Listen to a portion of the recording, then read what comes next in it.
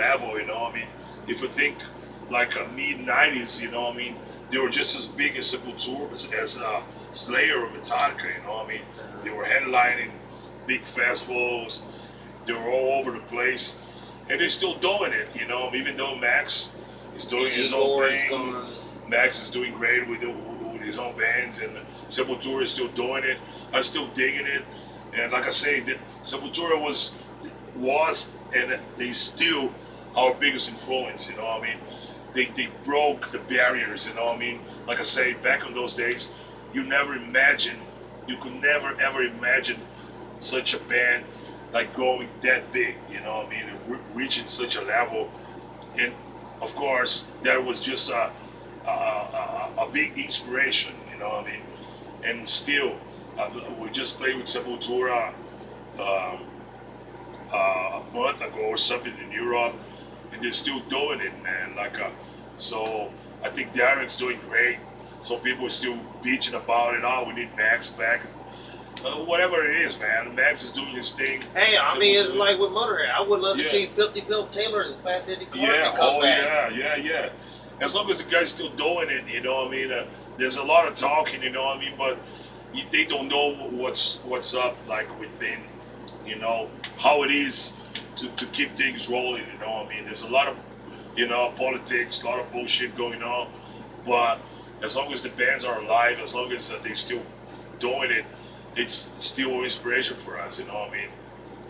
I mean, you guys got the experience. I don't know if you ever had the experience of playing with Judas Priest, Motorhead.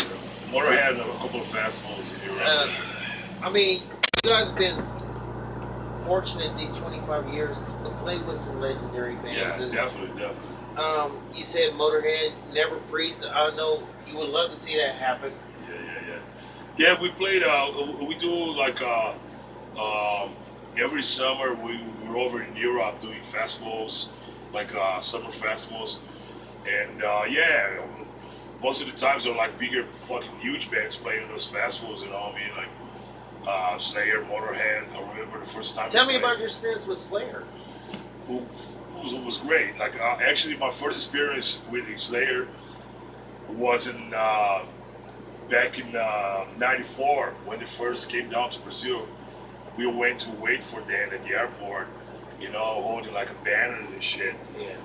And then we couldn't see them at the airport. Then we went to the hotel, and then we finally met them. And they were cool, man. Tony Ryder was cool.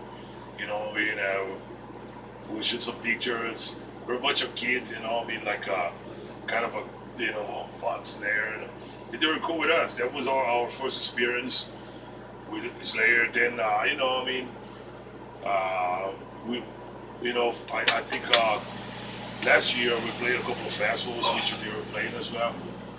And they're a great influence, a great inspiration for us as well. Yeah, and you know, like Tom Ray being from Chile and stuff, he like one of the few representatives of the old guard, you know, from South America. That big deal, man. Hell yeah. Yeah, and you know, I know how like South Americans, they take pride in someone playing in Barcelona or. Yeah. Yeah, it's like it brings a lot of amount of national pride to you guys. To see somebody that make it that big and definitely. Like the same for Sepultura. We're talking Sepultura. Those guys are just, a great pride for us, not just for us, for the whole Brazilian metal scene. You know what I mean? Like I said, you never expect such a band growing that big. You know what I mean? So it's just a big deal. It's a good inspiration. Oh, I'd like to talk about the new album.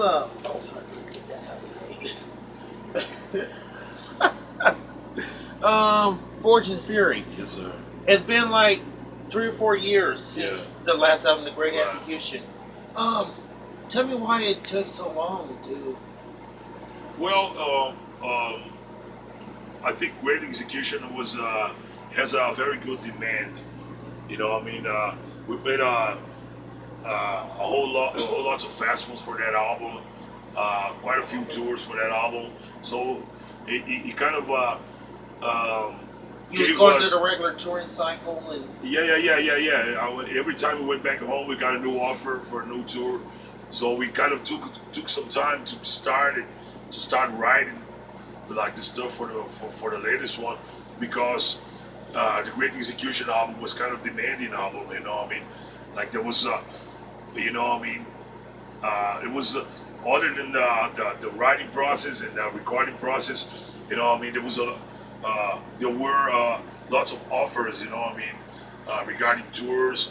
We went to Asia.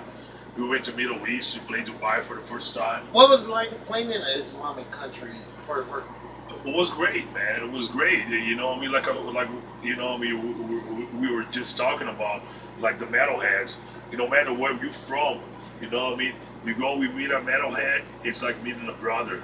He could be from fucking Africa, from fucking Asia, from fucking Middle East, where that's what we got. This connection, you know, what I mean, this great connection in between metalheads. So it was just great. We got there, and lots of kids showed up to watch the show, and they had a great time. Okay, tell me, you also had the fortunate experience of playing with Destruction, one of the old, great, legendary thrash bands of all, German thrash band, which I think that mean you agree that should be in the Big Four or somewhere around that area. Yes. Just like with Overkill. Yep. And some should be somewhere, and Exodus should have been somewhere around there. In your own opinion, I'd like to ask him too, the brother, where you think that Destruction should have been in the top four if they were included in the Big Four? Well, at least in Germany, they should be at the top four thrash metal bands. We talk Germany, we talk German metal. This you know, great stuff. We talk Song, Creator, and Destruction is right up there with those bands. So definitely they deserve anything they earn it. You know what I mean? Like Destruction's a great band, great guys. You know what I mean? Definitely Destruction should be up there. You know what I mean? I think they got their piece of fame and fortune. I don't think they're an underrated band. They're doing pretty good. You know. How about Overkill and Testament? Overkill, man. Overkill is one of my favorite bands ever. Or Nuclear Assault. Nuclear Assault. All those great early thrash metal bands. I would say Overkill is a bit underrated, I think, because they definitely should be bigger. You know, I mean, they're big, they're huge, but if you consider like bigger thrash metal bands, the Big Four, and all that crap, you know, I mean, I think Overkill should be right up there. Yeah. All right. One last question. Of all the bands you toured with, what was your best experience touring with these bands? Name them. All right. Top 5 bands that you enjoy touring with. Morbid Angel, Design, Cannibal Corpse, Sepultura, Immolation. Why? Like I said, you know, I mean, I love these bands. They used to be an influence for me. And all of a sudden, you're hanging out with the guys, you know what I mean? And you're learning with the guys. And I remember that this side tour. I think that this side tour, we played with that. It was back in 2002, I think. 2000, early 2000s. That was their last Tour with the original lineup, yeah, and they were killing. They were fucking killing. I think it was like, fuck, man. Every night they were fucking killing. Same for Morbid Angel, you know what I mean?